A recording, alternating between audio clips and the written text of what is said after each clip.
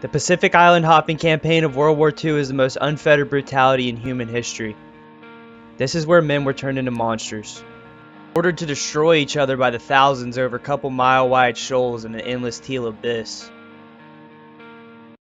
Look at what they did to Edward Sledge's youngest. The man had already seen war with his own eyes as a surgeon on the front lines of World War I and knew the brutality of industrialized combat. The elder Sledges worked hard to raise their boys with morality, a sense of a Christian nation that they were a part of, to do the right thing and help others. Imagine their horror when not only his namesake and Edward Jr., but their baby Eugene would be joining the 4th Infantry Division and 1st Marine Division respectively, two of the most decorated and volatile frontline divisions in the history of the U.S. military. An anger that would stay with the two men for the rest of their lives started when they were just 19 and 20. On December 7, 1941, terrified Americans woke up to the sounds of bombs exploding and heavy shrapnel cutting through the air. There was a despicable sneak attack on Pearl Harbor, and the world would never be the same. To this day, 80 years later, there's a small group of people in the States that don't even buy Japanese cars because of those attacks. In those days, we had a national identity, and they might as well have killed 2,400 of your own family. 2,400 of Eugene Sledge's own family. That is the putrid world that was mid-20th century geopolitics, and the world that could turn a loving family raised not to hurt a fly into men hardened by killing, with faces worn like leather from battle.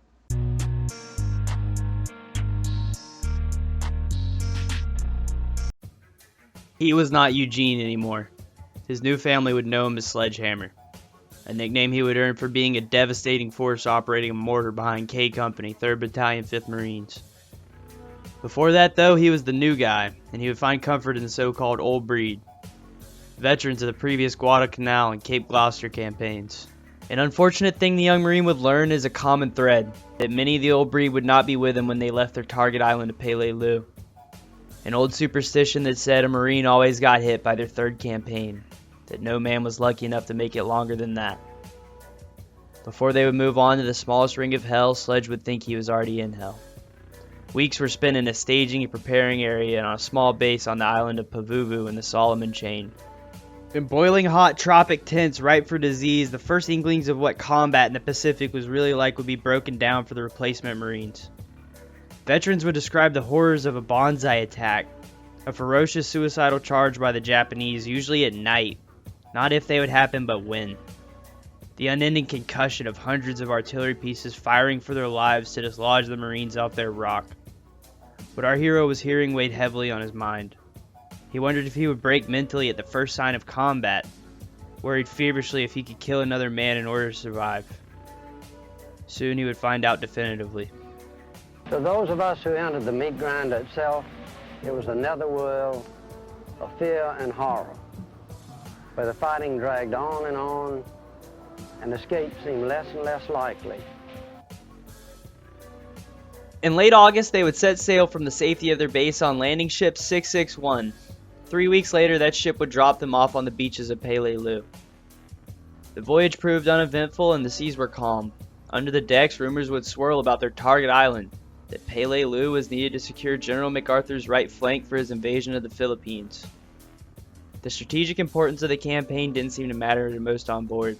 What was on their minds was the fact that many friends would not be with them on the return trip.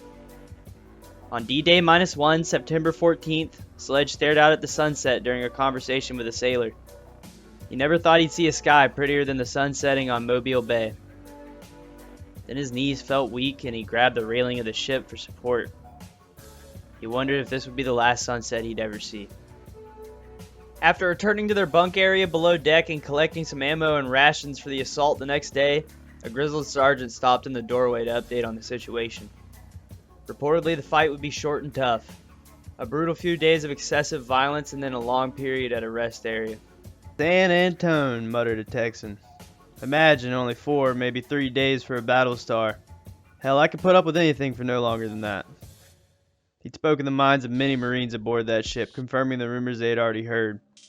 Everyone dreaded a long, protracted campaign of endurance like that of Guadalcanal, where 30,000 men died in a 6-month-long slog. Throughout history, men have generally carried heavy packs and equipment to war. Not these of the Pacific. Marines in World War II were light infantry. They traveled light because he had to in order to maneuver with the Japanese in combat. Sitting around below deck, trying to get their minds off the impending doom, Sledge struck up a conversation with a friend. "What are you going to do after the war, Oswald?" "I want to be a brain surgeon." "The human brain is an incredible thing. It fascinates me," he replied. But he didn't survive Peleliu to realize his ambition. Conversation soon drifted off and the men hit the hay. Eugene wasn't able to sleep much that night. He thought about home. He thought about family. He wondered if he could do his duty. His heart pounded through his green canvas uniform and he poured sweat. Finally able to get some rest after calling himself a coward and reading the Lord's Prayer to sleep. A short time later, an NCO came into the apartment and said, "Okay guys, hit the deck." They shuffled up to the top deck and ate a breakfast of steak and eggs. A 1st Marine Division tradition. The ship's bell rang and over the squat box came, "Get your gear on and stand by." Generals and admirals might worry about maps and tons of supplies moved, but the infantry's main concern is how their pack straps felt and whether their boots were comfortable. Sledge grabbed his carbine rifle and his heavy mortar ammo bag and moved to the landing vehicle with his group. His knees got weak when he saw that it wasn't one of the newer model tailgate ramp with the troop exits which they practice on. This meant that once the Amtrak was on the beach, they'd have to jump over the high sides, exposing themselves to more enemy fire. Some of the guys grumbled about it. Their tractor lurched forward off the steel ramp and into the water like a duck. Around them was a cascade of fire, giant cannons of the fleet firing madly onto the beach in pre-marked defensive positions. Everything my life had been before and after pales in the light of that awesome moment when my Amtrak started amid a thunderous bombardment toward the flaming, smoke-shrouded beach for assault on Peleliu, Sledge would recall. Long jets of flame mixed with thick black smoke rushed out of the muzzles of the huge battleship's 16-inch guns with a noise like a thunderclap. The giant shells tore through the air towards the island, roaring like locomotives. Like a form of slow torture, they waited in dread for the signal to attack the island. The tension mounted with the intensity of the bombardment. Finally, the sailor holding the flag pointed it towards the beach and the tractors roared forward with the second wave. Huge geysers of water rose around the Amtraks ahead of them as they approached the reef.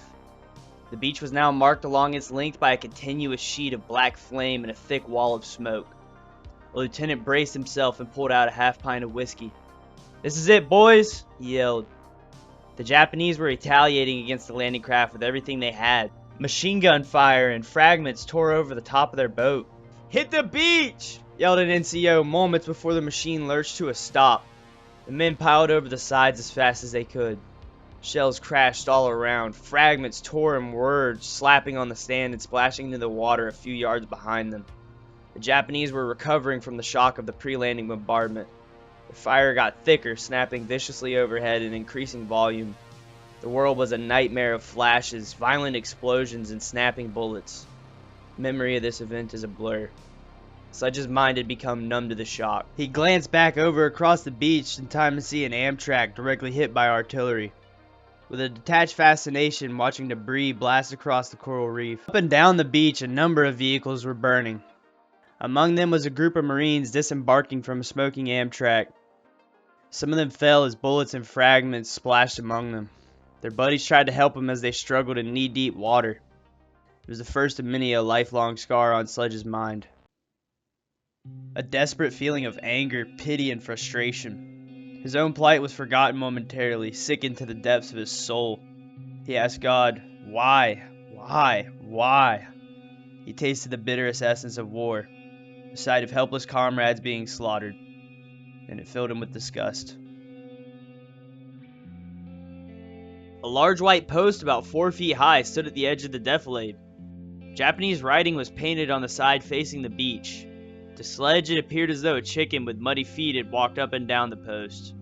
He'd felt a sense of pride that he was on enemy territory and that they were capturing it to win the war. Survivors began to move inland and clear defensive positions, raining hell on their brothers. It wasn't much later before a Japanese machine gun opened fire on the men, pinning them while mortars came down. If a command was yelled down or somebody screamed for a corpsman, Sledge had no idea.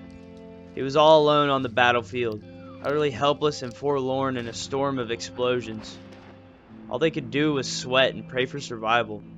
It was a new sensation. Utter and absolute helplessness. After about a half hour, the shelling lifted. An order came to keep moving. He felt like jelly and he couldn't believe any of the unit had survived. Walking wounded came by their column on the way to the beach to attempt evacuation. A particular NCO and friend of Sledge's was holding an arm in a bandage. "Hit bad?" asked Eugene. His face lit up. "Don't feel sorry for me, Sledgehammer. I got the $1 million wound. I'm going home." They waved to each other and the lucky Marine hurried out of the war. Moving through the brush was tiresome. You had to be on constant alert looking out for traps and snipers. Along the way, Sledge would see his first enemy dead up close. A medic had been killed by artillery while tending to 2 wounded soldiers. The man had been nearly cut in half, with his guts lightly sprayed with coral dust. This could not have been a human being, he'd agonize, likening more so to animals he'd cleaned during hunting trips as a boy. A sweating, dusty veteran looked at the bodies, then at Eugene. He leaned over the corpsman and took the horn-rimmed glasses off the man's face and inspected his prize. "Sledgehammer," he said without looking away. "Don't just stand there with all these good souvenirs laying around." He removed the Nambu pistol and slipped the belt off the corpse. Took the leather holster. Pulled off the steel helmet and reached inside and took out a neatly folded Japanese flag with writing. The veteran pitched the helmet on the coral reef where it clanged and rattled. He rolled the corpse over and started pawing through the combat pack. One of his friends came over and began stripping the other bodies. After a short while, the first veteran glanced back and said, "See you later, Sledgehammer. Don't take any wooden nickels." Our hero hadn't said a word. He stood glued in his spot in a trance. By this point, many stories were shared of the brutality of the Japanese. They were not human.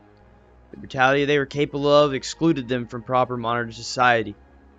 This was the gritty part of war they didn't prepare him for. Men that looked like him, grew up like him, doing something he could not imagine doing. The thought tortured him, that one day he could be so callous as to field strip the enemy dead with such nonchalance. Soon it wouldn't bother him a bit. A few yards away from this nightmarish scene, another was unfolding. Crouched over a recently deceased Marine was a Navy corpsman. What a pitiful waste, Eugene thought. That boy can't be a day over 17.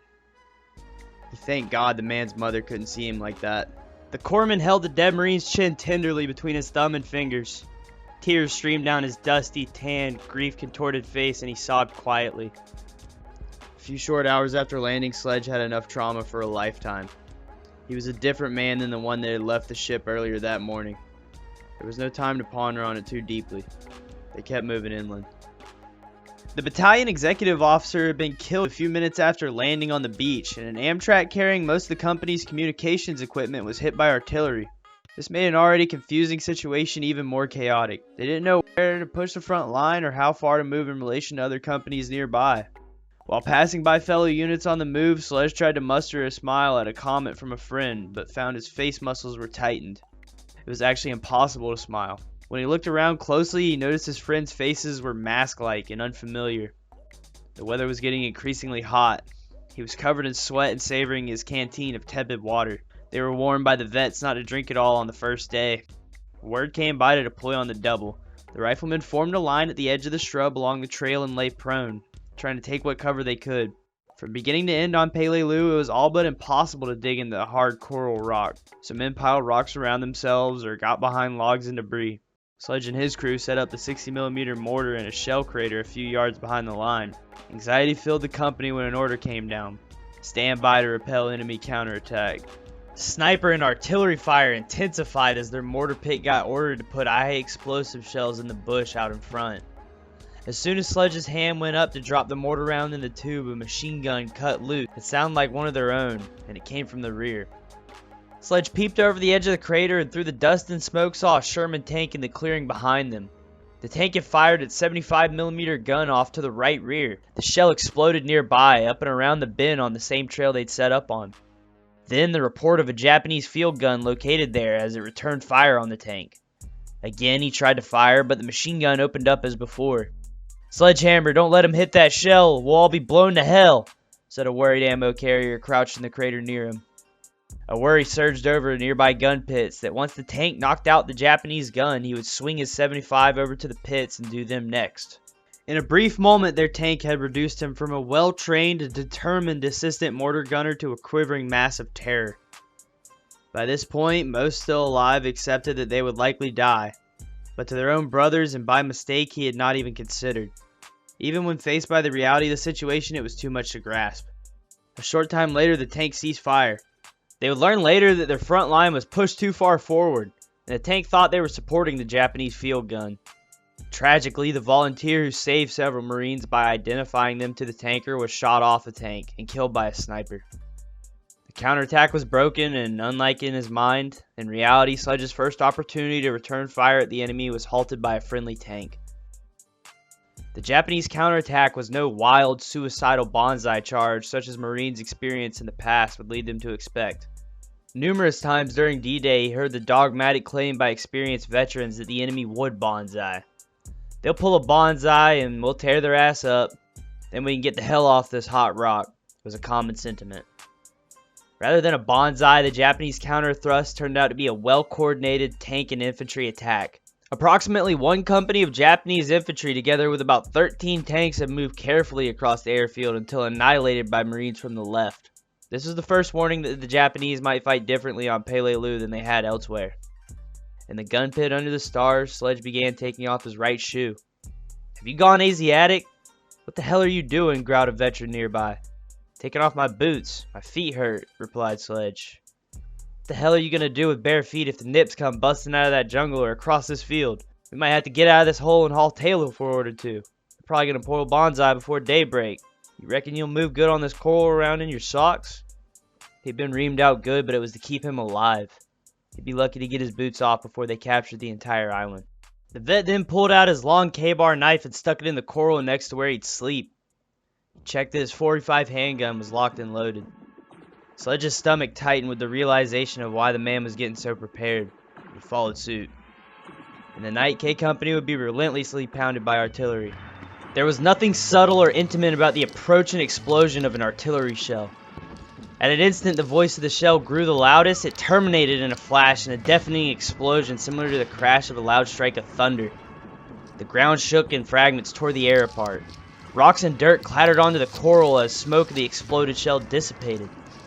To be under the barrage of prolonged shelling simply magnified all the terrible physical and emotional effects of one shell.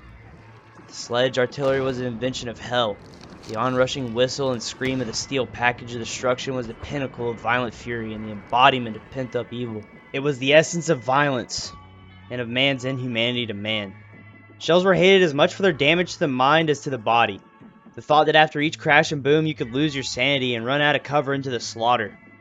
Fear is many-faceted and has many subtle nuances, but the terror and desperation endured under heavy shelling are perhaps the most unbearable.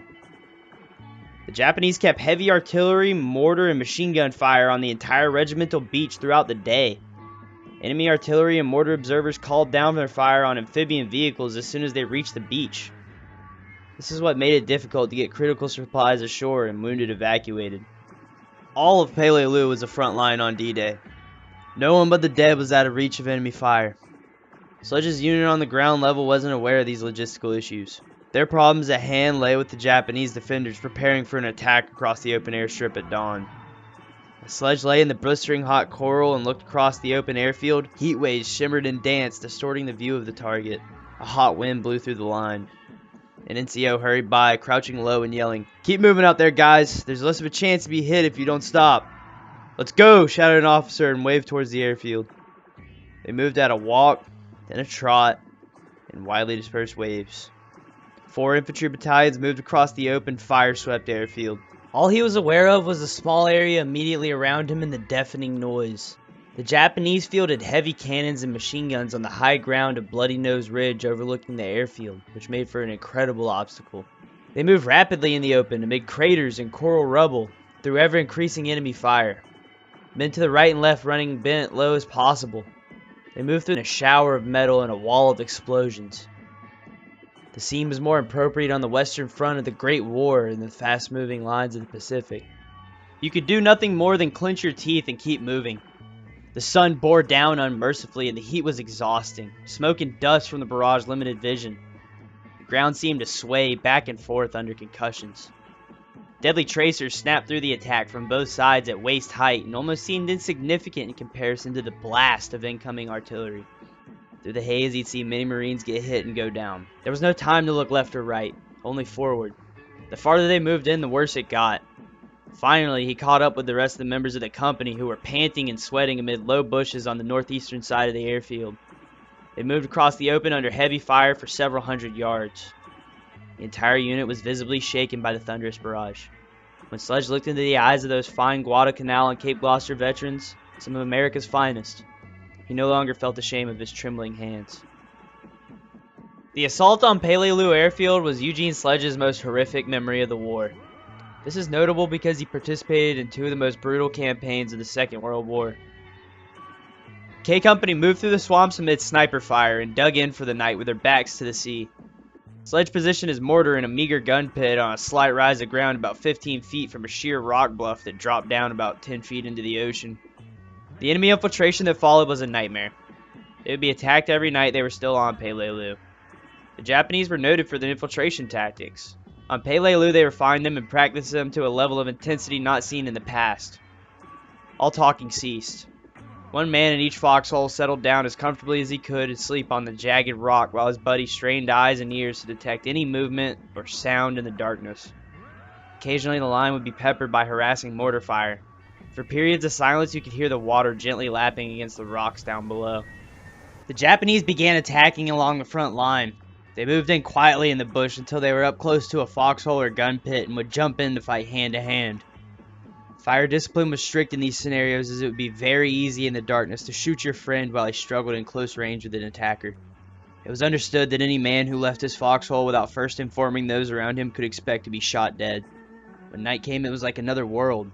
Raids by individual enemy soldiers or small groups began as soon as darkness fell. Typically, one or more raiders slipped up close to Marine positions by moving during dark periods between mortar flares or star shells. Their ability to creep in silently over rough rocks strewn with pulverized vegetation was incredible. They knew the terrain perfectly. Suddenly, they rushed in jabbering or babbling incoherent sounds, sometimes throwing a grenade, but always swinging a sword or bayonet. Their skill and renown in combat was only matched by the Marines there to stop their consumption of the world. Strict discipline and belief in each other kept the Japanese at bay. All you could do was listen in the dark to desperate animalistic sounds and the thrashing around when hand-to-hand fighting occurred. The next night, when it was Sledge's turn to be on watch, two figures sprang up from a ditch across the road from where their section was. With arms waving wildly, yelling and babbling hoarsely in Japanese, they came. His heart skipped a beat, then came pounding like a drum when he flipped the safety on his carbine. One enemy soldier angled to the right and raced down the road a short distance and crossed over and disappeared into a foxhole in the line of the company to the right flank. He focused on the other. Swinging a bayonet over his head, he came charging towards two good friends, Sam and Bill. With a wild yell, the Japanese jumped into the hole with the two Marines. A frantic, desperate hand-to-hand struggle ensued, accompanied by the most gruesome combination of curses, wild babbling, and animalistic guttural noises and grunts you've ever heard. Sounds of men hitting each other and thrashing came from the foxhole. A figure popped out and ran a few steps toward the command post. The nearest Marine stepped out of his hole swinging his M1 Garand like a baseball bat from the muzzle and blasted the infiltrator with a crushing blow. To the right of where the other Jap had attacked were horrific screams and noises that almost unnerved Sledge more than the situation unfolding in front of him. Finally, a rifle shot rang out from the foxhole in front and Sam said, "I got him." The figure that had been clubbed by a rifle lay groaning on the ground about 20 feet to the left of Eugene's hole. The yelling over to the right ceased abruptly. By this time, of course, everyone was on alert. "How many nips were there?" asked a sergeant nearby. "I saw two," Eugene answered. "There must have been more," someone else put in. A man in a nearby hole said, "I'll go check it out," and everybody sat there as he crawled over to the groaning man in the shadows. A .45 pistol shot rang out and the moaning stopped. The Marine returned to his hole. A few hours later, the sun came up and the body became more visible. Before he even got to it, it was obvious. "God!" Eugene recoiled in horror. "It's Bill!" The Marine that had checked on the groans mistakenly identified him as Japanese and shot him through the temple. As the realization of his fatal mistake hit him, the man's face turned ashen. His jaw trembled and he looked as though he was going to cry. Man that he was, though, he went straight over to the command post and reported it. Later in the command tent, a lieutenant told Sledge after questioning him that it had been a tragic mistake that anyone could have made under the circumstances, and to never discuss it or mention the man's name again. As far as the men were concerned, the villain in the tragedy was Sam. At the time of the incident, Sam was supposed to be on watch while Bill was taking his turn getting some much-needed rest. It was routine that at a pre-agreed time, the man on watch woke his buddy up, and after reporting anything he'd seen or heard, took his turn to sleep. Bill had been let down when it mattered most. He was a well-beloved Marine, probably still a teenager. On the neatly typed muster roll for the 3rd Battalion, 5th Marines on the 25th of September 1944, one reads the stark words. William S. Killed in action against the enemy. Wound, gunshot, head. Such an economy of words, but to someone who was there, they convey a tragic story. After a few weeks of fighting on Peleliu, Sledge had grown cold to the idea of looting dead soldiers, and had already begun collecting a few prizes.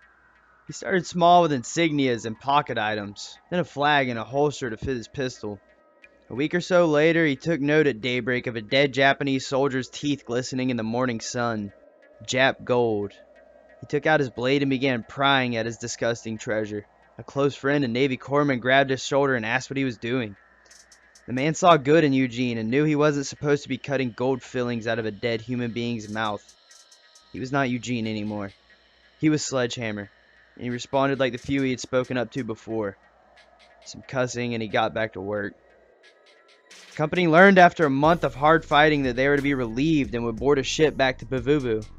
K Company gathered around the now secure beachhead and traded souvenirs and stories. They relaxed as much as possible with the nagging fear that they might get thrown into the line again if an emergency developed. To the south, you could hear the constant rattle of machine guns and the thud of mortars and artillery as the 81st Infantry Division kept pressure around the last pocket of stubborn defenders. "Have you gone easy at it?" Sledge gasped. "No, you can't keep that thing. Some officer will put you in a report for sure," He said with a disgusted look as a friend laid out a severed human hand to dry on the rock. On the morning of October 30th, the ship arrived to collect the Marines and bring them to safety. As he boarded and looked back upon the hellish island dominated by Bloody Nose Ridge, he felt as if the rock was pulling them back in like a giant, incomprehensible magnet. It had soaked up the blood of their division like a great sponge. He believed that it would kill him yet. The Japanese were as dedicated to military excellence as the U.S. Marines. Consequently, on Peleliu, the opposing forces were like two scorpions in a bottle. One was annihilated while the other nearly so. Only Americans who excelled could have defeated them. There was a ferocious, vicious nature to the fighting on Peleliu that made it unique. As he shuffled to the railing of the merchant vessel taking him home, there was a realization that compassion for the sufferings of others was a burden to those who have it. As Wilfred Owen once put it, those who feel most for others suffer most in war. There, that'd be great. Thank you. You looking to register for classes, Mr. Sledge? I'm thinking about it. Good choice. Alabama Polytechnic is the best. Which branch do you serve in? I was in the Marine Corps, miss. And did you attend any special schools while in the Marine Corps? Just boot camp? Did you do any accounting? No, miss. Any journalism? None at all. Any engineering, technical skills? Had to handle explosives. Okay. Isn't there anything the Marine Corps taught you that you can continue at Bama Poly?